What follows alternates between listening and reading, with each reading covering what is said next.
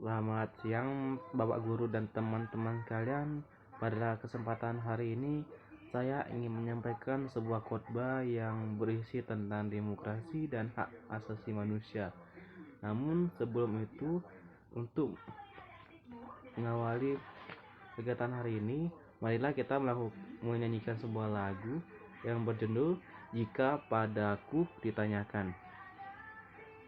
Jika padaku ditanyakan, apakah akan ku beritakan pada dunia yang penuh penderitaan? Kan ku sampaikan kabar baik pada orang-orang miskin, pembebasan bagi orang yang ditawan, yang buta dapat penglihatan, yang terhindar dibebaskan. Sungguh tahun rahmat sudah tiba.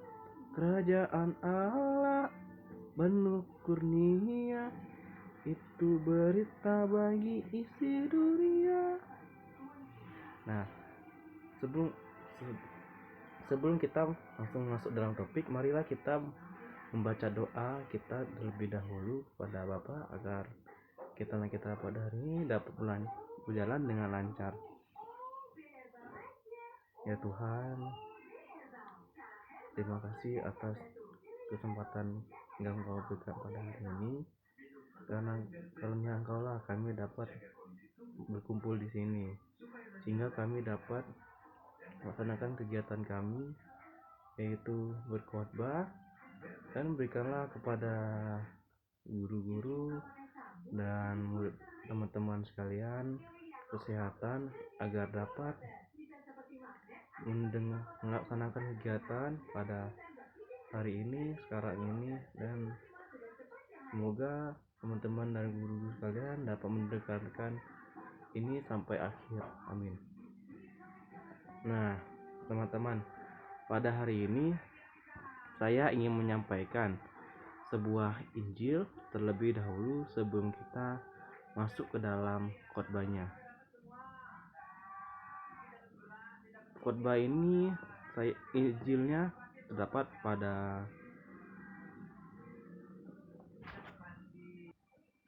Mazmur 133 ayat 1. Nyanyian ziarah Daud, sungguh alangkah baiknya dan indahnya apabila saudara-saudara diam bersama dengan rukun. Mazmur bab 133 ayat 2. Seperti minyak yang baik di atas kepala meleleh ke janggut, yang meleleh ke janggut Harun dan ke leher jubahnya, seperti embun gunung Hermon turun ke atas gunung-gunung Sion. Sebab di kesanalah Tuhan memerintahkan berkat kehidupan untuk selama-lamanya. Nah, arti dari Injil tadi itu bicara tentang suatu masyarakat yang hidup rukun bagai saudara. Masyarakat yang hidup rukun seperti itu tentu akan saling menghargai sesamanya. Mereka tidak akan saling menekan, menindas, memeras, apalagi menganiaya. Menurut pemazmur, masyarakat seperti itu akan tampak indah. Ya, sudah tentu dong. Karena masyarakat seperti itu tidak akan banyak mengalami konflik atau perbedaan pendapat akan mereka selesaikan dengan baik. Hal yang paling penting pada masyarakat seperti itulah Tuhan Allah akan melimpahkan berkat-Nya. Mengapa kita harus saling menghargai? Karena Tuhan sendirilah yang menciptakan manusia menurut gambar-Nya. Kesegambaran itu menunjukkan bahwa manusia adalah makhluk yang memiliki hak dan martabat. Hal itu tidak dapat dirampas oleh siapapun atas alasan apapun. Semua manusia sama di hadapan Allah. Manusia tidak akan diciptakan sebagai makhluk individu, melainkan juga sebagai makhluk sosial. Oleh karena itu, HAM diwujudkan antara lain melalui hidup rukun sebagai sesama manusia, bagaimana tercantum dalam kitab Mazmur 133. Jika Mazmur 100 bab 133 bicara tentang masyarakat yang hidup rukun, maka kitab Raja-Raja pasal 21 bicara tentang bagaimana raja dan istrinya menggunakan kekuasaan untuk menindas dan merampas hak warga negaranya.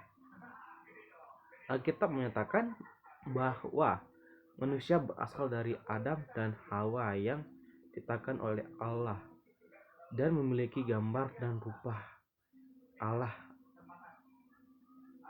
Namun Alkitab juga menegaskan bahwa karena dosa yang dilakukan oleh manusia dimanapun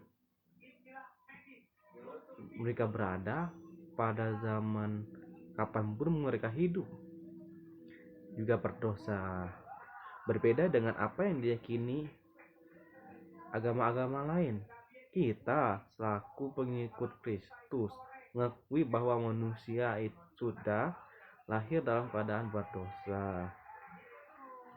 Nyetak dalam Roma bab 3 ayat 23 sampai 24 menyatakan bahwa karena semua telah berbuat dosa dan telah kehilangan kemuliaan Allah, dan oleh karena kasih yang telah dibenarkan dengan cuma-cuma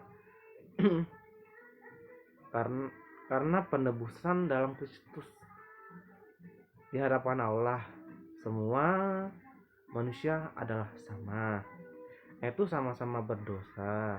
Oleh karena itu, keselamatan diberikan melalui firman, melalui Tuhan Yesus berlaku bagi semua orang. Tidak ada seorang manusia pun yang sedikit dosanya sehingga ia tidak perlu mendapatkan keselamatan dari Tuhan Yesus.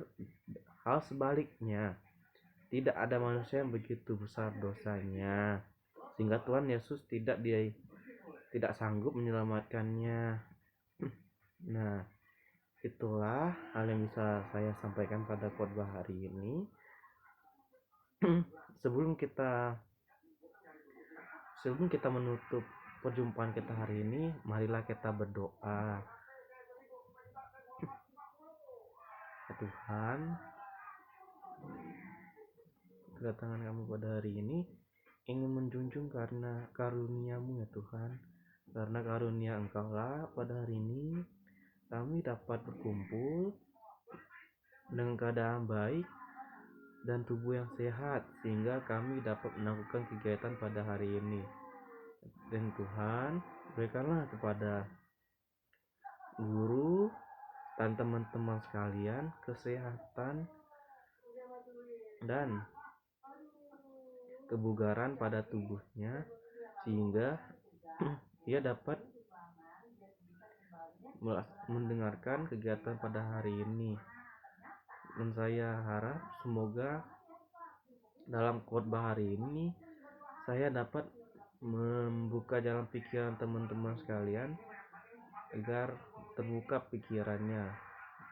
Amin. Terima kasih teman-teman dan Bapak Guru. Sekian dan terima kasih.